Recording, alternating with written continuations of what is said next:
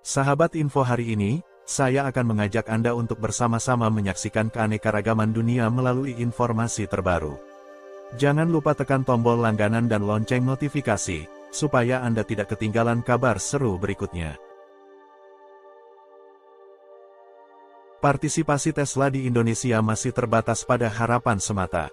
Kunjungan Luhut dan Jokowi ke markas SpaceX di Amerika Serikat, yang awalnya terasa seperti mimpi yang indah, kini berubah menjadi kekecewaan yang pahit. Janji Elon Musk untuk datang ke Indonesia pun sirna tanpa jejak. Keputusan Tesla untuk memilih negara lain untuk berinvestasi, tentu meninggalkan luka yang dalam bagi Indonesia.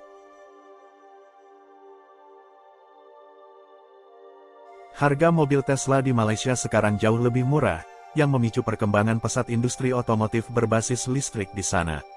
Di sisi lain Indonesia masih terkendala dengan infrastruktur yang tertinggal. Mobil seri pertama buatan Tesla motor Tesla Roadster, adalah mobil sport pertama yang menggunakan listrik sebagai sumber tenaganya. Berdasarkan hasil uji dari EPA, mobil ini dapat menempuh jarak sekitar 221 mil atau 356 km dalam sekali pengisian baterai. Pembatasan kecepatan maksimum yang hanya sampai 201 km per jam tergolong rendah di kelas mobil sport yang standar kecepatan maksimumnya bisa mencapai di atas 300 km per jam ini dilakukan demi keamanan.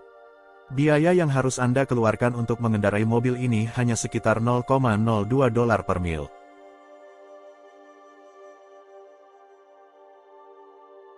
Meskipun sudah ada beberapa pabrikan mobil listrik yang berinvestasi membangun pabrik di Indonesia, seperti Hyundai, Toyota, Suzuki, Daihatsu, MG, BYD, Meta, dan lain-lain, namun hal tersebut tidaklah cukup.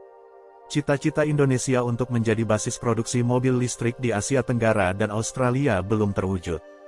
Meskipun banyak merek mobil listrik yang memiliki pabrik di Indonesia, namun tak ada satupun yang masuk dalam jajaran 10 mobil listrik terlaris di dunia. Meskipun ada kekecewaan, harapan baru muncul pada tanggal 12 Januari tahun 2024, ketika Menteri Koordinator Bidang Kemaritiman menegaskan bahwa raksasa mobil listrik dunia akan masuk pasar Indonesia pada pekan berikutnya, atau tepatnya pada tanggal 18 Januari tahun 2024. Benar saja, dalam acara Indonesia International Motor Show 2024, BYD membawa 3 varian untuk pasar Indonesia, yaitu Dolphin, Auto 3, dan Cell. BYD Dolphin sendiri telah menjadi salah satu mobil listrik terlaris di dunia pada tahun 2023, dengan penjualan mencapai 367.000 unit. Indonesia memberikan insentif bagi pabrikan mobil listrik yang berniat membuka pabrik di Indonesia, termasuk pembebasan pajak masuk 0%, sesuai dengan PP nomor 79 tahun 2023. Namun aturan ini hanya berlaku hingga tahun 2025. Setiap pabrikan mobil listrik yang memasuki pasar Indonesia harus siap membangun pabrik di Indonesia sebelum tahun 2025. Aturan ini dapat menjadi bencana bagi Tesla dan pabrikan mobil lain yang tidak membangun pabrik di Indonesia, terutama untuk pasar dalam negeri di Asia Tenggara dan Australia. Pasar mobil listrik yang diproduksi di Indonesia dengan tingkat komponen dalam negeri antara 20 hingga 40% akan terkena tarif pajak pertambahan nilai sebesar 6%. Sedangkan untuk tingkat komponen di atas 40%, hanya akan terkena tarif sebesar 1%. Bagaimana dengan tarif pajak mobil listrik yang tidak memiliki pabrik di Indonesia, seperti Tesla? Jika mengacu pada aturan pajak, Tesla akan masuk dalam kategori barang mewah. Barang mewah dikenakan tarif impor sebesar 5 hingga 7%, serta tarif pajak penjualan atas barang mewah sebesar 50%. Tarif pajak mobil listrik dengan harga penjualan di atas 500 juta rupiah sebesar 30%. Jangan heran jika harga Tesla di Malaysia sekitar 556 juta rupiah, sedangkan di Indonesia harganya sekitar 1,8 miliar rupiah, lebih dari 60% daripada harga di Malaysia. Persaingan di tingkat Asia Tenggara dan Australia akan semakin kompetitif. Meskipun Tesla hanya akan membangun kantor di Malaysia, Menteri Perindustrian Malaysia mengatakan bahwa mereka juga berkeinginan Tesla membangun pabrik di negaranya. Tesla memiliki pabrik perakitan di banyak negara, tetapi untuk di Asia, mereka hanya memiliki satu di Shanghai.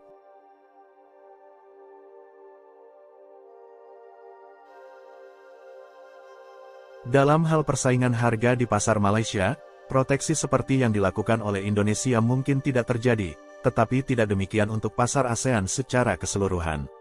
Menurut data ASEAN Automotive Federation yang dimulai pada tahun 2023, Filipina juga memiliki angka penjualan yang cukup besar, dengan penjualan sebanyak 276.000 unit. Kemudian Vietnam mencatat angka penjualan mobil listrik sebesar 180.000 unit. Tentu saja sebagai negara berkembang seperti kedua negara tersebut, harga menjadi faktor penentu dalam perkembangan mobil listrik di negara masing-masing. Jika hal ini benar, maka pabrikan mobil listrik yang diproduksi di Indonesia memiliki keunggulan dalam hal harga. Hal ini disebabkan oleh biaya produksi yang lebih murah di Indonesia, tenaga kerja yang lebih terjangkau, dan ketersediaan bahan baku yang memadai. Jika Indonesia menerapkan ekonomi yang menggenjot pasar seperti saat ini, dengan memproduksi nikel sulfat secara besar-besaran dan menjualnya dengan harga yang kompetitif kepada produsen baterai mobil di dalam negeri untuk bersaing dengan baterai jenis LFP, maka hal ini bukanlah hal yang mustahil. Suatu hari nanti, baterai NMC bisa menjadi setara dengan baterai LFP. Jika hal ini terjadi, mobil yang diproduksi di Indonesia akan semakin unggul karena memiliki harga yang lebih murah.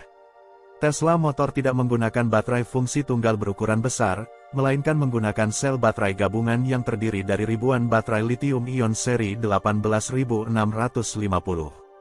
Baterai ini berbentuk silinder berukuran kecil yang biasa ditemukan pada laptop dan barang elektronik konsumen lainnya. Baterai yang digunakan Tesla Motors ini cukup murah untuk diproduksi dan berbobot lebih ringan. Pengurangan biaya dan bobot baterai dilakukan Tesla Motors dengan mengurangi komponen keamanan yang ada pada baterai.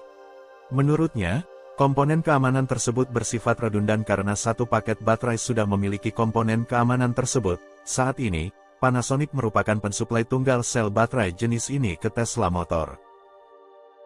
Pada Tesla Model S, baterai berada di lantai mobil, sedangkan pada Tesla Roadster baterai berada di belakang tempat duduk. Fitur ini memungkinkan Tesla Model S memiliki ruang lebih untuk barang dan manusia. Namun fitur ini memiliki risiko karena posisi baterai yang dekat dengan aspal membuat baterai memiliki kemungkinan rusak karena serpihan atau kerikil aspal. Untuk mencegah hal ini, digunakan lempengan logam paduan aluminium sebagai pelindung baterai. Dan posisi baterai yang sedemikian rupa menjadikan penggantian baterai lebih mudah dan cepat, hanya membutuhkan waktu 90 detik saja. Sebagai informasi, pabrik mobil listrik asal Cina, BYD, berencana menggelontorkan dana sekitar 1,3 miliar dolar AS atau sekitar 20,3 triliun rupiah untuk membangun pabrik di Indonesia pada tahun ini. Hal ini diumumkan oleh General Manager BYD Asia Pasifik, yaitu Liu Liang, pada tanggal 18 Januari tahun 2024.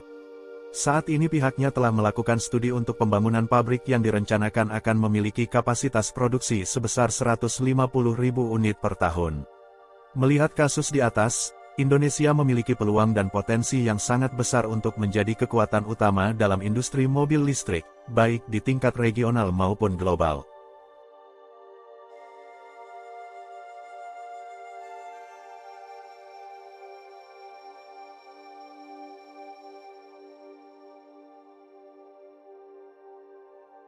Sahabat info hari ini, terima kasih sudah menyempatkan waktu untuk menonton. Jangan lupa tinggalkan komentar di bawah, kami ingin mendengar pendapat Anda.